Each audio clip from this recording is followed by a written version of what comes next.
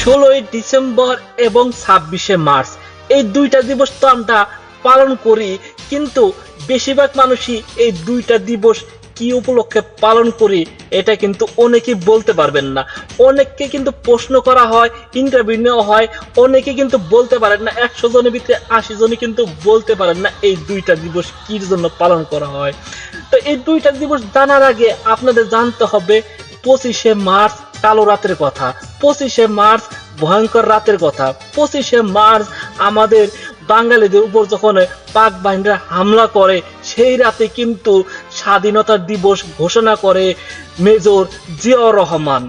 Major Ziaur Rahman 1971 সালে যখন 25শে March রাতে স্বাধীনতার ঘোষণা দেয়, পরের দিন কিন্তু এটা ছড়িয়ে যায়। এরপর থেকে আমরা 26শে মার্চ স্বাধীনতা দিবস হিসেবে পালন করি।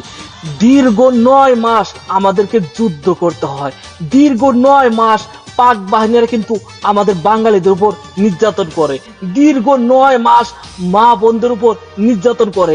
মা বোনদেরকে উঠিয়ে নিয়ে যাওয়া হতো পাক বাহিনীর ক্যাম্পে। তাহলে বুঝেন ওই সময় তো ক্যামেরা ছিল না, মোবাইল ছিল না, এর জন্য ওসব ফুটেজ কিন্তু ধারণ করা যেত না। ওই সময় যে কতটা ভয়াবহ ছিল এটা কিন্তু আপনারা এখন বললে পরে বুঝতে পারবেন না, মুখের কথা বললে শুধু বুঝতে পারবেন না। কত কষ্টের বিনিময় আমাদের দেশটা স্বাধীন করা হয়, কত কষ্টের বিনিময় আমাদের মুক্তি বাহিনীরা এই দেশকে স্বাধীন করে। আমাদের কাছে কিন্তু লাঠি ছোটা ছাড়া কিছুই ছিল না, আমাদের কাছে কিন্তু সেই ধরনের কোনো অস্ত্র ছিল না, শুধু মনোবল আর সাহস ছিল মুক্তি বাহিনীরা। সেই মুক্তি বাহিনীরা আমাদের বিজয় এনে দেয় 16 ডিসেম্বর। সেই থেকে আমরা 16 ডিসেম্বরকে বিজয় দিবস হিসেবে পালন করি।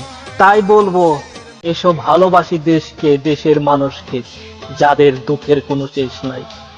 এসো ভালোবাসি দেশকে, দেশের মানুষকে, যাদের দুঃখের শেষ নাই। এসো ভালোবাসি দেশকে, দেশের মানুষকে, যাদের দুঃখের শেষ নাই।